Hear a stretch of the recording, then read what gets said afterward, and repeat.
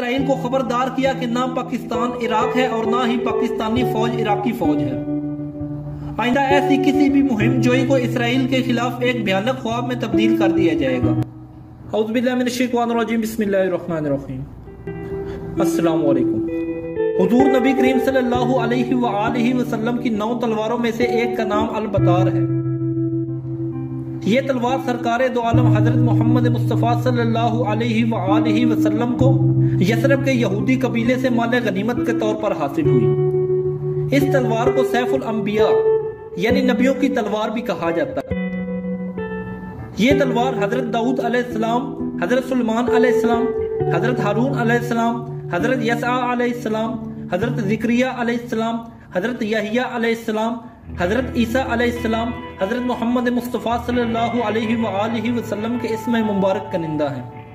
یہ تلوار حضرت داؤد علیہ السلام کو اس وقت مال غنیمت کے طور پر حاصل ہوئی کہ جب آپ کی عمر 20 سال سے بھی کم تھی۔ اس تلوار پر ایک تصویر بھی بنی ہوئی ہے جس میں حضرت داؤد علیہ السلام کو جالوت کا سر قلم کرتے دکھایا گیا ہے جو اس تلوار کا اصلی مالک تھا۔ تلوار پر ایک ایسا نشان بھی بنا ہوا ہے جو بترا شہر کے قدیمی باشندے اپنی ملکیتی اشیاء پر بنایا کرتے تھے۔ بعض روایات میں یہ بات بھی ملتی ہے کہ یہی وہ تلوار ہے جس سے حضرت عیسیٰ علیہ السلام اس دنیا میں واپس آنے کے بعد دجال کا خاتمہ کریں گے اور دشمنان اسلام سے جہاد کریں گے۔ تلوار کی لمبائی 101 سینٹی میٹر ہے اور آج کل یہ ترکی کے مشہور زمانہ عجائب گھر توپ کاپی استنبول میں محفوظ ہے۔ دوستو، پاکستان کے ایٹمی پلانٹ کی حفاظت اللہ تعالیٰ نے خود کی ہے۔ 80 کی دہائی کا عرصہ تھا کہ انڈین گجرات میں اسرائیلی جہازوں کا ایک سکواڈ پاکستان کے کہوٹہ ایٹمی پلانٹ پر حملہ کرنے کے لیے بالکل تیار کھڑا تھا۔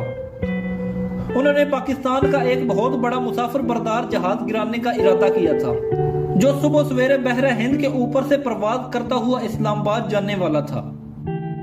ان کا پلان تھا کہ وہ ایک کومبیٹ یا ٹائٹس گروپی شکل میں پرواز کرتے ہوئے پاکستان میں داخل ہوں گے تاکہ پاکستانی ریڈار کو دھوکہ دیا جا سکے اور ریڈار آپریٹر یہی سمجھے کہ یہ شاید کوئی بہت بڑا مسافر بردار جہاز ہے۔ پھر وہ کوہوٹا پر بمباری کر کے اس کو تباہ کر دیں گے اور وہاں سے سیدھا جموں کشمیر جا کر ری فلنگ کرا کے نکل جائیں گے۔ کہا جاتا ہے کہ اس حملے کی اطلاع جنرل ضیاء الحق کو پاکستان کے کسی روحانی شخصیت نے دی تھی۔ جنرل ضیاء الحق کو خبردار کیا تھا کہ پاکستان کے خلاف فتنہ پیدا کیا جا رہا ہے۔ ISI نے اپنی بھاگ دوڑ تیز کر دی اور بلا آخر حملے سے صرف چند گھنٹے پہلے ہی حملے اور سازش کا سراغ لگا لیا گیا۔ یعنی حملہ صبح 4 بجے ہونا تھا اور جنرل ضیاء الحق کو رات کو 12 بجے اطلاع دی گئی۔ جنرل ضیاء الحق نے صورتحال کا تیزی سے جائزہ لیا اور فوری طور پر فیصلہ کیا کہ حملے کو روکا نہیں جائے گا بلکہ ناکام بنایا جائے گا تاکہ پاکستان کو جوابی حملے کا جواز مل سکے، اور فوراً ہی ایک بھرپور جوابی حملے کا پلان بنایا گیا۔ پاکستانی ایئر فورس کے 3 دستے تشکیل دیے گئے۔ پہلے کے ذمے یہ کام تھا کہ وہ اسرائیلی جہازوں کے حملے کو ناکام بنائے اور ان کو مار گرائے۔ اس معاملے میں پاکستان کا ریکارڈ اسرائیل کے خلاف 100% تھا۔ دوسرے دستے کو انڈیا کے بھابا نیوکلیر پلانٹ کو تباہ کرنے کا ٹاسک ملا، جبکہ تیسرے دستے کو اسرائیل کے ڈیمونا نیوکلیر پلانٹ کو تباہ کرنے کا ٹاسک دیا گیا۔ لیکن اسرائیل پر حملے میں مسئلہ یہ تھا کہ پاکستانی جہاز وہاں ری فلنگ نہ کر پاتے اور ان کا گرنا لازم تھا، یعنی واپسی نہیں تھی، اور یہ فدائی مشن تھا۔